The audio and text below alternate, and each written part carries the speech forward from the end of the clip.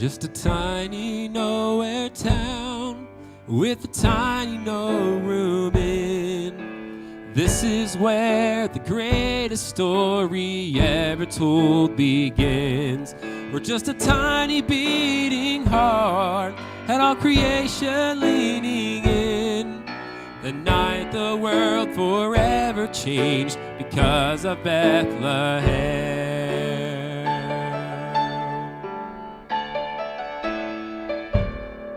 It's where a star led to a stable, a baby's cry made angels sing. The search to find a Savior led to heaven's humble King. Where the wise men found the answer, the shepherds found the lamb, and I found my Emmanuel because of Bethlehem. Love is born, hope is here. Heaven's light has made the darkness disappear. Peace on earth, goodwill to men. God with us, all because of Bethlehem.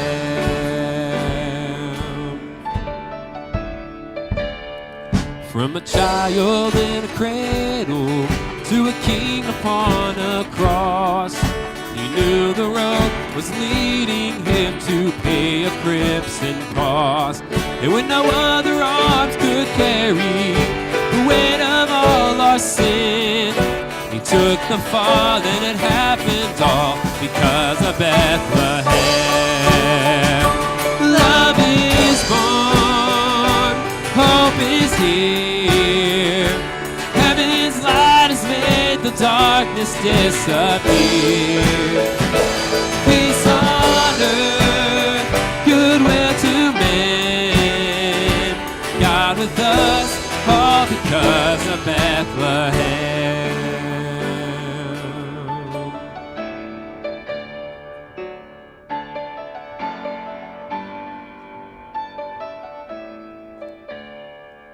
From a tomb that love left empty to a Father's right-hand throne, and the promise He's preparing us a place we'll soon call home.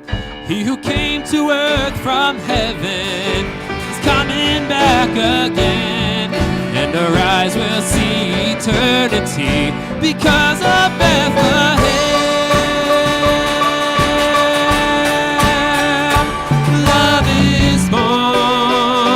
Hope is here. Heaven's light has made the darkness disappear. Peace on earth, goodwill to men. God with us, all because of Bethlehem. God with us, all because of Bethlehem.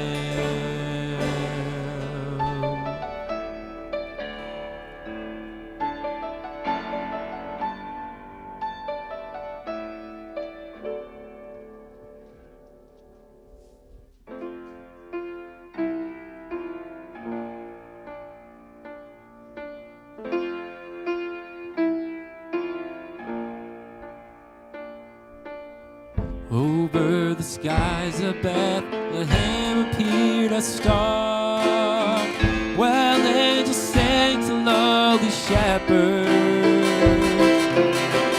3 wise men seeking truth traveled from afar, hoping to find the child from heaven. Falling on their knees, they bowed before the humble Prince of Peace.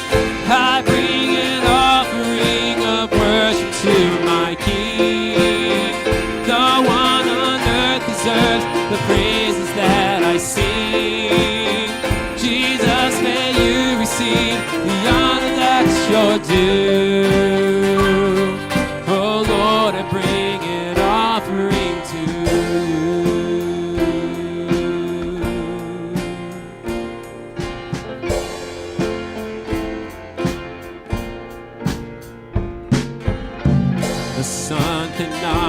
compare to the glory of your love. There is no shadow in your presence. No mortal man would dare stand before your throne, before the Holy One of heaven. It's only by your blood, and it's only through your mercy, Lord, I come. I bring an offering of worship to my King. No one on earth deserves the praises that I sing. Jesus, may you receive the honor that's your due. Oh Lord, I bring an offering to you. I bring an offering of worship to my King. No one on earth deserves the praises that I sing. Jesus, may you receive the honor that's your due. Oh Lord, I bring an offering to you. Oh Lord, I bring an offering to you.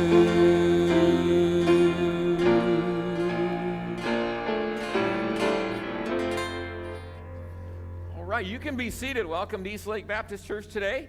If you're a guest with us today, I want to give you a special welcome. Thank you for braving the chillier temperatures and coming out to be with us today. And as promised, we do have the heat on in here today, so it's warm in here. You might just want to stay all day. Wait until it warms up later in the week. Just stay here. But if you're a guest here with us today, I want to welcome you and encourage you to find in front of you a card that says connection card. If this is your first time here, if you would fill that out and hand it to me in the back after the service, I would appreciate it. I have a gift to give you for braving the weather and coming out with us today. And a few other announcements, because everybody loves announcements to mention. First of all, we have, if you want to look to see if anyone gave you Christmas cards, don't forget in the hospitality room, there's a big box there according to last name. If you want to take a peek in there and see if there's any cards, save stamps. And what was it, 76 cents is what you looked at, like a stamp? For goodness sakes, don't send them in the mail. Bring them here to the church and do it for free. We only charge $1, so that's fine.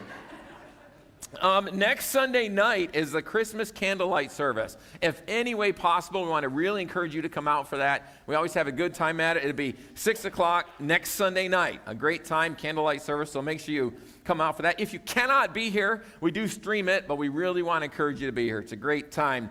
And Lottie Moon offering is this time of year. It goes to the International Mission Board. If you want to give to that, we have envelopes in the back for it. And again, if you're going to write a check, make it to East Lake, and then we put everything together. We can send it to them to help with Lottie Moon. Just make sure it's clearly designated. That's for Lottie Moon. All right, I'm going to ask ushers if you'll come forward, please. We'll take up our offering this morning. And on Wednesday night, we are not going to have our regular Bible study and prayer time. Just so you know, we announced it last Wednesday. So many things going on and getting ready for the service Sunday and all that.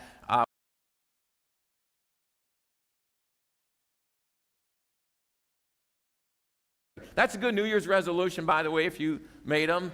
We're going to do some really neat things in Wednesday nights next year, understanding some things going on around us. So that's a good thing. Say, I'm going to start coming out Wednesday night for prayer time at 6:45 and then for the Bible study at 7:15. Good thing to think about for the new year. Let's ask the blessing on the offering, please. Okay. Dear Heavenly Father, we're thankful, Lord, to bring us into a place we can meet together, Lord.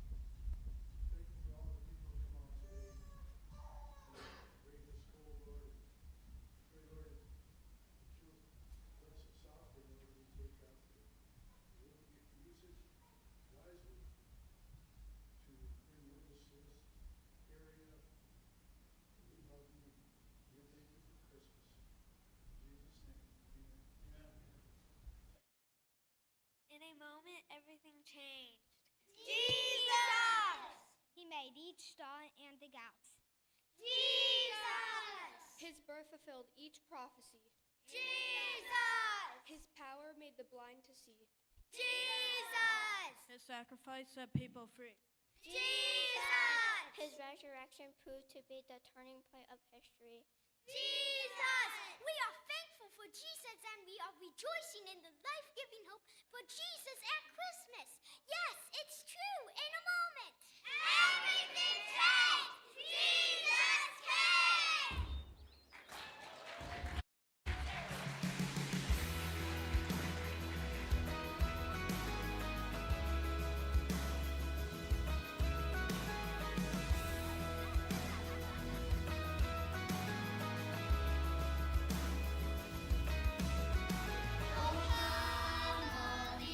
We talked about what causes anger. There's different reasons that we get angry about things. Well, one comes from a lack of intelligence, and this was the bad angry, okay? You can get angry about good things, and we'll talk about that today.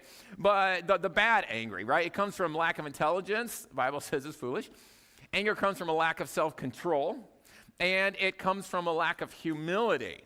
And then we look at this. How do we fight against this? Slow down and think. Before you act, when you get angry, before you act, and you can't always help. You get mad, you get angry. You can't stop that, but you can stop what you do about it. Slow down and think, overlook personal wrongs, and then retaliate with good. Instead of doing something mean back to the person, you do something good. Well, one of the things that we talked about a little bit quickly was one of the reasons we might get angry is a situation where we should get angry. I gave you all the bad ones, lack of intelligence, lack of humility, that kind of thing. But sometimes you can get mad at something because it's something that's wrong, and you say, that's a bad thing, that's a wrong thing, and I don't like that. And you get angry about it, and that can actually be used in a good way. And so that's what we're going to talk about today. But I want to give you a little illustration here, and this illustration works for so many things, but we'll have candlelight service coming up next week, so I ripped the candle off early. So if I take our little thing here and I light this, so now we have a fire. Here's my question. It's very simple. Is fire a good thing or a bad thing? It all depends, doesn't it? It all depends. It can be a good thing. If the power went off in here and suddenly we had no lights and it was dark, everybody would see this, and I could sit this here and you could see me, and I could read my Bible if I didn't accidentally burn it up. That becomes a bad thing. But it'd be a good thing. If it was cold and we didn't have any heat, we could put a stack of kindling together and we can make a fire to keep us warm. So fire can be a very good thing, but it can be a bad thing, because if I were to just take this and start lighting something on fire, I could burn this place down. And some of you know this building did burn down back in the 80s and rebuilt it. Some of you were here for that. And so fire can be a good thing or it can be a bad thing. It all depends on how it's used. So it's neutral. God allowed for it to happen. God made fire, so we can use it for the good things, but we can also use it for bad things. And so I want us to think about that a little bit with this issue of anger. Anger can be something good and it could be something bad. When it's good, it can be used to get rid of sin. It can be used for prompting us to do something that we should be doing, but it can also be used in the bad way. Well, what about the good way? Just so happens that we have an example from Jesus. But first, I want you to write this down here in your outline. Here in a minute. There we go. Anger is like a fire. It can help or harm, okay? And by the way, in the book of Proverbs, it also talks about the tongue being the same way. The tongue is like a fire. It can be used good or it can be used bad. But today we're talking about anger. So even Jesus got angry. Okay, so sometimes we have this idea, you can't ever be angry. You just got to be like milk toast. Calm only. And some people are calmer than others, and that's just the way that it is. But Jesus even got angry at times. And Jesus did not live a life that we would call an effeminate wimp. You know what I mean by that? It's kind of what some people think Christians should be. Should never get riled, should never get upset. Just everything is okay, whatever. But that's not even the way Jesus was. If he wasn't that way, then we shouldn't be that way either. When Jesus saw things that are wrong, he got upset about it. But it was a righteous anger. It wasn't something where he then sinned after it. That's the problem when you sin, when you have an anger problem. So let's read this, what Jesus did. This is John chapter 2, and we're going to start in verse 13. And so he says this, now the Passover of the Jews was at hand, and Jesus went up to Jerusalem. And he found in the temple those who sold oxen and sheep and doves, and the money changers doing business. And when he had made a whip of cords, he drove them all out of the temple with the sheep and the oxen, and poured out the changers' money and overturned the tables. And he said to those who sold doves, "Take these things away. Do not make my Father's house a house of merchandise." Then his disciples remembered that it was written, "Zeal for your house has eaten me up." So Jesus goes into the temple, and he sees all this stuff going on, and John quotes from the Old Testament, "The zeal of your house has eaten me up." In other words, Jesus walked into the temple, and he sees all this stuff going on, and he says, "This is not right." Now, we might think, Jesus, if you're going to be a good Christian, you just, okay, no problem. I'm not going to say anything. No, but what Jesus did was he said something, and he did something because he looked and he said, "That's wrong." Jesus was upset. Jesus was angry, but he was angry because there was a sin. Now, I just want to say this. I think this has been misused in a lot of churches. Maybe some of you grew up in a church where, you can't ever sell anything in the building because of this passage. I've been in churches like, you can't sell anything in the building because Jesus overthrew the money changers. We're talking about a totally different scenario here. This was actually the temple. This was the place where God's Spirit this was built for God's Spirit, His presence actually to come and stay in this place. This had specific things. This is not the same as our church building. Our church building is a place that we use, so we're not meeting. How would you like to meet in the parking lot today? Set up a thing. Now, I get the Pope Mobile. I get to be in a little thing where it's warm. You all sit out there, right? And sit out there and listen. You don't want that. So we have a building for these reasons, okay? And we can live stream from here, and we can have kids stuff, and we can do all this. But this is not the temple. We are the temple. Now the Spirit has come and lived with us. So if you say where the Spirit resides, you shouldn't sell anything, then you should never sell anything, okay? So that's a misinterpretation of this passage. It's not saying when you have a singing group come in, they're not allowed to sell 8 tracks in the foyer. Back in the day. Cassettes. You remember 8 tracks? How many of you remember 8 tracks? How many of you don't know what an 8-track is? Oh, okay. Some of you, I've seen that in the antique shop. Yeah. Or CDs or vinyl or MP3s or whatever. That's the way it is. You can't ever do that. That's not what he's talking about here. Now, I think that can be taken too far. But there were other issues we're going to talk about here in a little bit that I think was actually going on here. And Jesus walked in and he said, "No, this is not right. I have to do something about that." So there's some things we learn about anger and how to deal with righteous anger. And here's the first one. What angers God should anger us. If something angers God and it doesn't anger you, then there's a problem. We should be happy with what God is happy with and be upset about what God is upset about. Jesus got angry. God, the Father himself, gets angry. Psalm chapter 7, verse 11. It says, "God is a just judge, and God is angry with the wicked every day." God is angry with the wicked every day. He doesn't just say, "Oh, well, it's okay." No, it's not okay. He's angry about it. He's upset about it. You want to make God mad at you, then sin. He's angry about it. And so that should be the primary thing that makes us mad. If you want a place for the outlet of your anger, make it be against sin. So Jesus walks here into the temple, and he sees this going on. And here's the problem. There's a couple of problems I think that possibly are why Jesus looked at this and said, "I don't like this." Number one is most likely they were charging some high prices. Now, they were allowed to, if someone's going to offer sacrifice, they were required to come to the temple to do their sacrifices at Passover. And if they're traveling some a long way, and so they need to bring their sacrifice, and sometimes, it wasn't very economical to bring your animal all the way with you, so they were allowed at home to sell whatever they were going to sacrifice, take the money, go to Jerusalem, and then buy what they were going to sacrifice and do it that way. So this was all okay. They were allowed to do this. They go up to somewhere around the temple and they could buy the animal that they were going to sacrifice and go into sacrifice. That's okay. But this thing was getting out of hand. This is the problem here. And matter of fact, we have one of the sacrifices they had to give was when a woman gave birth to a child, there were certain sacrifices she had to mention. Even Mary, the mother of Jesus, talks about her bringing the sacrifice. And the Mishnah, which is the oral teachings of the Jews that have been written down over time. So it's not Bible, but it's the Jews writing down, their big old books about how we're supposed to do things and what was going on and everything.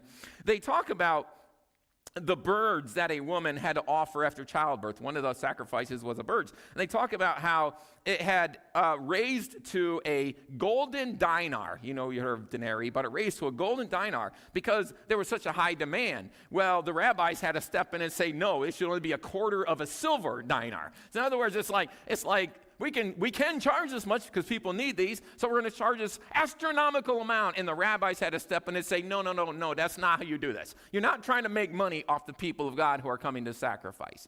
So that was happening at some point. We don't know for sure if that's what was happening with Jesus, but we know this is the thing that happened.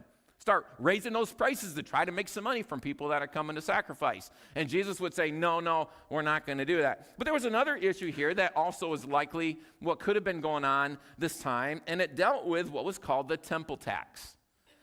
The temple tax was a tax that people were required to pay. All the men were supposed to pay a shekel. And this is what would keep the temple going. This was, you always got remodeling and whatever's happening. And so they would have to pay a shekel. And when they would come and they would pay the shekel, it had to be a certain shekel too. And they would also go put with it a small coin called a kalbon. Kalbon, a small coin. And the reason they would add that to the shekel is just in case the shekel isn't pure enough, or they had to pay for the exchange of money, they would add this to it to make sure that their tax was plenty. Okay, and this is even the tax when they came to Peter, right, I think it was, and they said, hey, what about you and Jesus? What about your tax money? And Peter goes to Jesus, what are we supposed to do? Jesus said, go fishing. It's always good advice. And so Peter goes out, goes fishing, open it, there's the coin, right there in the mouth of this fish. This probably was the temple tax we're talking about here. So anyway, what was happening in this situation, people would come and they got to pay this temple tax, and the month before Passover was the month of Nisan. We've talked about that on Wednesday nights. And the month before it, Adar, I think was the name of the month. And they would come outside, like around the temple, and they would start setting a booth, and so people could come and they could pay this tax. So the guys would come and they would pay their tax in this other little coin, and then they'd be good. And what happens, the month of Nisan, closer to Passover, they would actually move into the court of the temple, the court of the Gentiles. And they would actually move into there, and when people would come to pay their tax, maybe they could do it, or if someone didn't pay their tax, they would start to hunt them down. Hey, you know what? You haven't paid your taxes, probably what they did to Peter. And they would start to do this, and then in this whole thing, you can just picture this now. You go into the court of the temple, and there's all these booths that are set up, and it's like a bunch of carnies. Hey, come over here and pay your tax. I'm taking a little off the top. Maybe I'll charge you a little extra, that kind of a thing. And it's got to be, you walk in there, all it's about is getting money, calling, come over here. You got to pay your tax. And Jesus walked in, he says, that is not what this building is for.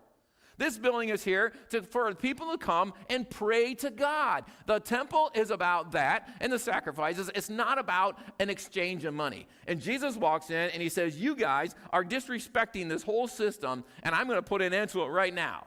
So he makes this whip of cords, and he goes in there, meek and mild Jesus, who didn't cry in his manger. Yeah, right. I don't know who came up. It's cute for Christmas, right? He was probably crying. And you had a baby in your house? Jesus was a baby. He was a human. He cried. I'm sure he did, right? But anyway, that's beside the point. Meek and mild Jesus, he goes in there, he takes his whip, and he's whipping things and knocking tables over and all this. Why? He says, this has to stop. I am angry about this. We cannot allow God's temple to be desecrated in this way. Wow, Jesus, you're supposed to be calm. You're supposed to take it. This was not a personal insult to Jesus. This was an insult to God, not to him as a man. It was an insult to God. He says, you know what? You're not going to disrespect God like that. I'm going to put an end to this thing. I'm not going to go to the rabbis and ask them if I may. I'm not going to go to the priests and say, hey, is it okay if I cause a ruckus? Can I get a permit? He's like, I own this place because I'm God. I'm going to come in here and I'm going to throw things over, and this is going to end, and it's going to end right now. We should be mad when God gets disrespected, which happens in so many ways. I mean, you ever think, and I wasn't going to say this, I just thought of it. You're sitting there and you're watching TV or you have a friend, and they start using God's name in a derogatory way as a curse word. You're like, oh, so it's just normal. It's not normal. It's disrespect to your Creator. And they use the name of Jesus in the same way. I mean, you should get mad about that. What is wrong with you to say something like that about God? And what is wrong with you to sit and laugh at it like it's funny on TV? You see the problem here? We should get mad about those kinds of things. We should get mad when we see on television that somebody has walked into a church on Sunday morning and shot up a bunch of the congregation. That happens. We should get mad about that kind of stuff. And it's okay. If you can't get mad about that stuff, there's a problem. Just last night, the news came on TV. There was another shooting out at, Brown University, I think it is. And you should get mad about that. And you should get mad when we hear about millions of babies being aborted in our country. We should get mad how churches are across the board many times saying, we're not going to talk about sin because somebody might get mad. Then they won't come in and give us offerings and have a big place going on. We should get mad about. Can you see where I'm going with this? There are things we should get mad about. We should get mad about some of the things our government does when they promote sin. Their job given to them by God is to bless those who do right and to punish those who do wrong. When they flip it around, we should get mad. Amen. And then we should go down there and we should vote them out of office. Let them go work at Burger King or something. Right? Because that's what they deserve when they promote sin. You're not doing your job. We should get mad about these kind of things. So it's okay to be angry. It's okay to be mad, but it's not a personal thing. It's not personal vengeance and hurting them. But maybe sometime it takes overthrowing the tables in the temple, causing a ruckus over something that is a sin, something that makes God angry. Which brings us to our next point, which is righteous anger. Whoops, I keep forgetting. Jesus was angry because people were being disrespectful to God in the temple. Okay? They were being disrespectful to God. He's angry. All right. Next one. Righteous anger should lead to righteous action. You don't just get mad about it. Well, that's terrible. That shouldn't happen. And then forget about it. Maybe sometimes something needs to be done. You got angry about it. Use that anger for something good. It was not socially acceptable for someone to walk into the temple and start throwing tables over.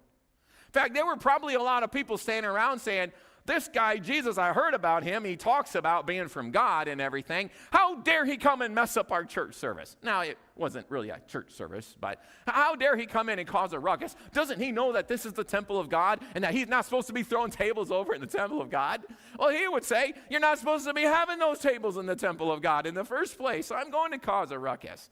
So it led him to righteous. He didn't just go and sit down with his disciples that night and say, disciples, I have to tell you, I have to admit, I was a little riled in my spirit today.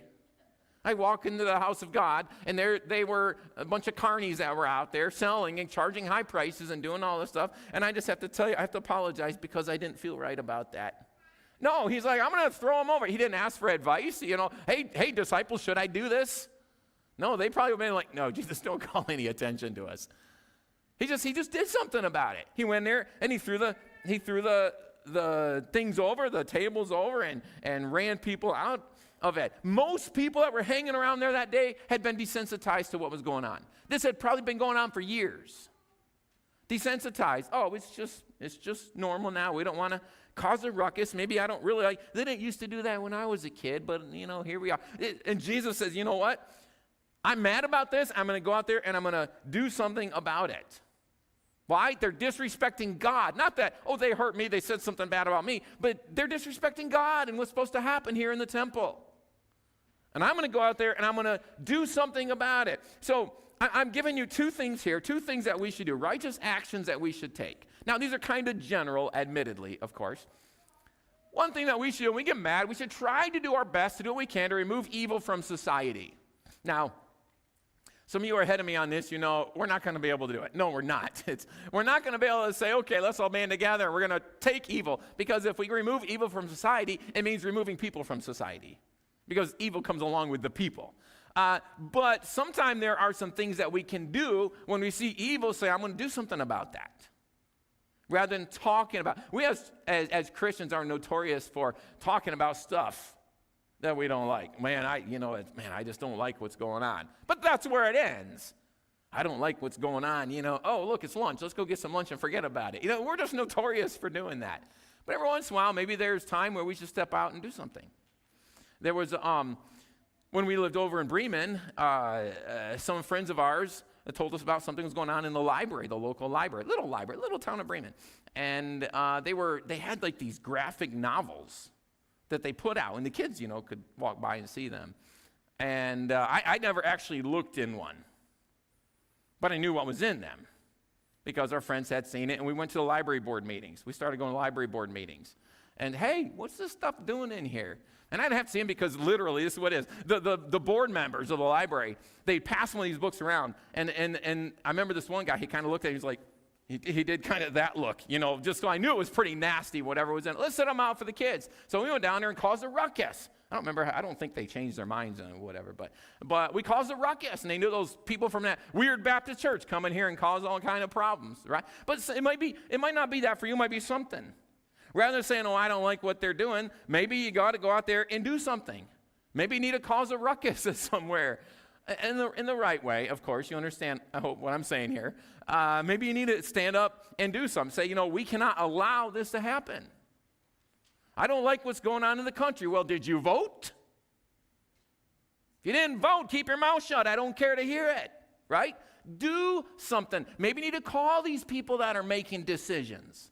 Call them. Say, hey, look, send a message. It does help, by the way, when we talk to politicians, they say, yeah, it makes a difference. Because most of them don't have any idea what they believe. They just want the next vote. Oh, a lot of people say this, I better go that way. Because they don't have a spine either, a lot of them. Some of them, yeah, a lot of them don't. But I'm digressing a little bit there. But that's something we can do. At least try to put the best people in the position because government is God's work. Say, well, why are we accepting of abortion? Why are we accepting of the LGBTQ agenda? Why is all this happening? It's because people in positions often that will allow it. We need to stand up and say, you know what, we don't hate these people, but we don't like the sin because God doesn't like it. So we're going to stand up against it and do something about it. But we have to do more than just talk. Think about Moses. Here on Wednesday, we just were talking about Israel coming out of Egypt. And Moses is on Mount Sinai. Remember that? Getting the law from God. And what's happening with Israelites? They're down at the bottom making a golden calf. Moses is literally on the mountain getting instructions for how to build a tabernacle so they can worship God, and they're down there making a golden calf. What did Moses do when he came down and found that? You remember that? Like, oh, you know what? Probably shouldn't have done that, but what can I do? No, you remember what he did? He ground it up, put it in the water, and made them drink it. He did something about it, okay? And we can read through the Bible, people do this. Sometimes they walk into a place where the false gods were and tore them down. It's just amazing what some people that actually have spine will do. So we need to try to remove evil from society. But more importantly, and this is where it gets hard, remove evil from ourselves. It's a whole lot easier to see evil out there than it is in here. We get angry when other people do things wrong, but do we get angry when we do things wrong? When you get angry at your own sin, that's when you try to stop it. That's when you do something about it. Try to remove it from society. Try to remove it from yourself. Now, we need to go to the next one because this is important. We got to remember this always. It's under control. Righteous anger is anger under control. You can't say, well, I flew off the handle and I said things I shouldn't have said and done things I shouldn't have done. But you know what? It was righteous because I was mad at the right things. No, it's also how you do it. It's also how you do it. One thing to notice about this, Jesus did not walk into the temple and see this and immediately start throwing things around. What does it say? Specifically, it says that he, verse 15, when he had made a whip of cords. So he walked in the temple, he saw this stuff going on, and he made a whip of cords. How long does it take to make a whip of cords? I don't know. Did he go off to the side? Where did he get the stuff? It doesn't say. It just said he made a whip of cords, which gave him some time to think.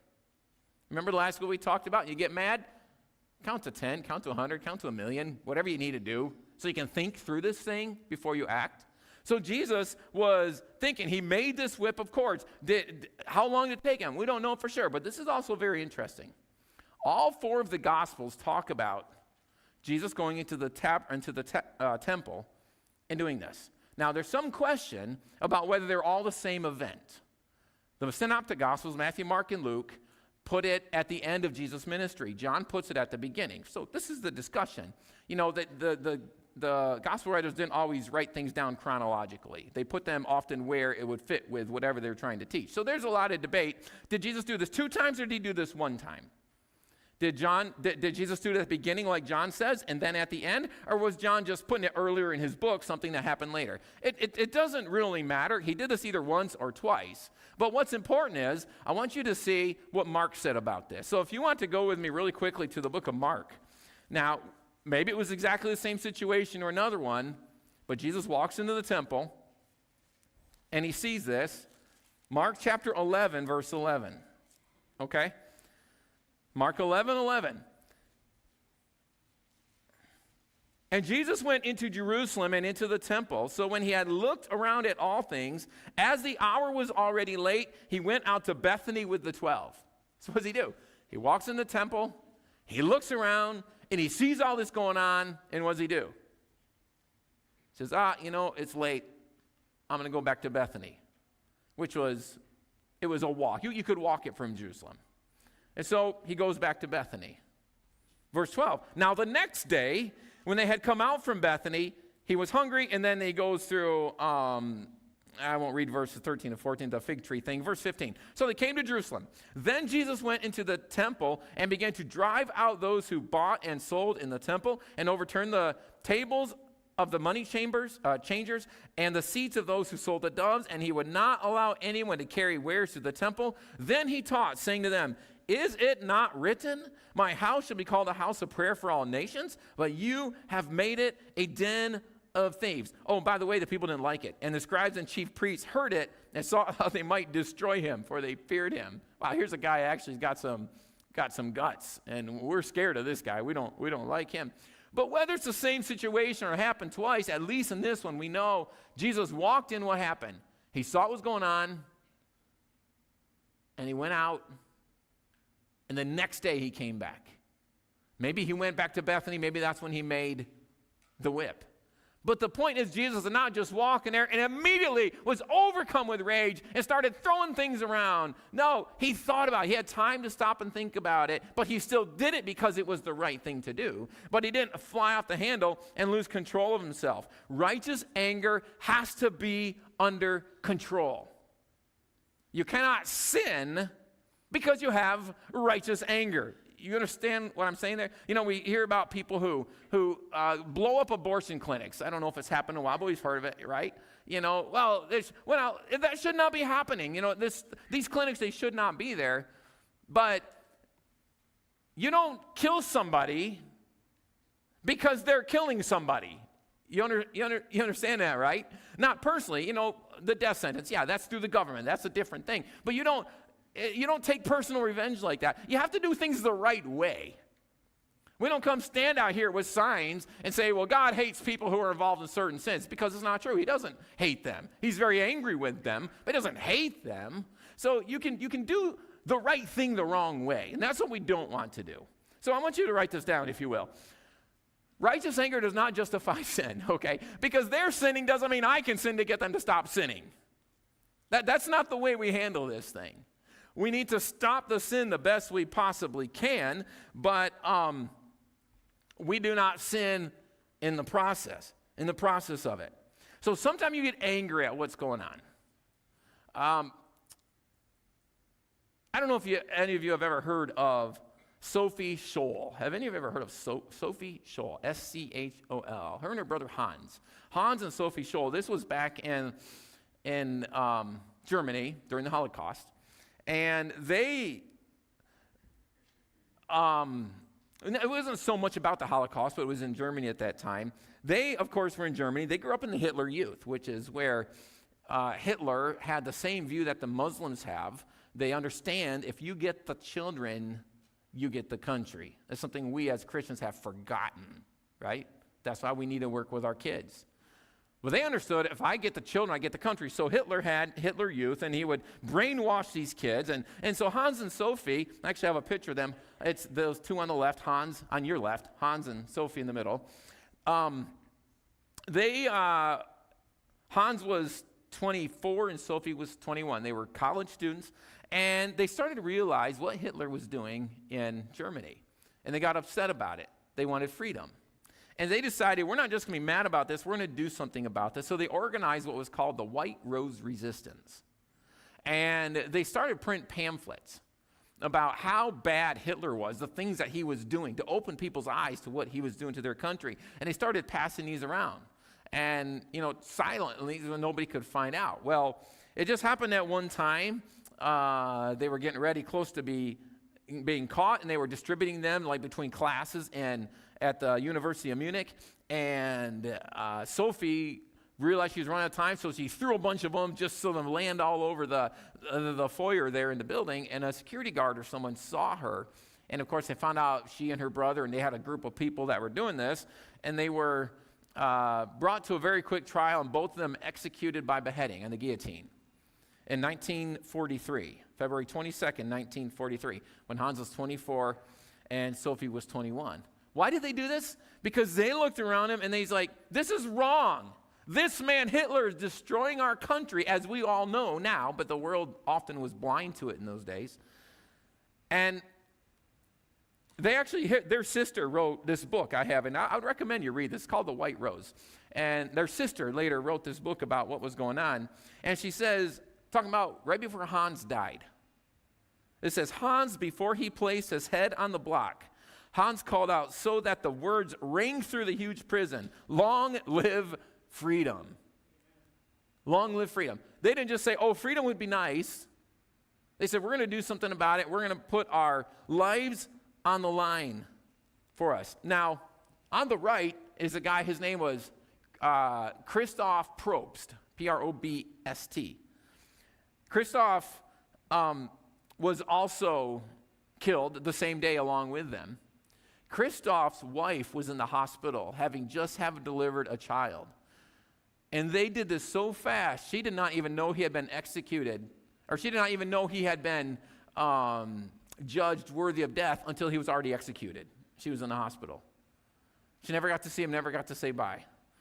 Why would people do something like this? It's because they looked around and they saw the wickedness that was going on around them, and they said, you know what, I got to stand up and I got to do something about this, and I may be putting myself on the line, but I have to speak up. I have to say something. I have to do something. That's righteous anger. And we can read about a lot of people in history. Maybe you read about Bonhoeffer or seen the movie, did the same thing, and so many people stood up against the abortion industry or whatever, say, you know what, this is not right. That's what it takes, standing up. I'm going to give you 4 things really quickly. How can we do this? 4 things, because when we're angry at something, we're angry against what's right, or we're angry because we want to defend what's right. We're standing up against untruth and sin. 4 things really quickly that we can do. Number 1, speak the truth. You get angry about sin? Well, speak the truth. Always talk about the truth. Don't let yourself be silent. You don't help somebody by not telling them the truth. You understand that? It's one of those things we're thinking about. We all know it. You don't help somebody by not telling them the truth. We can use the trite example of going to the doctor. The doctor says, oh, you know what? You look good. You're in good health. But he's not telling you that you've got a serious problem because he wants you to like him. Well, he has not helped you, has he? He's made things worse.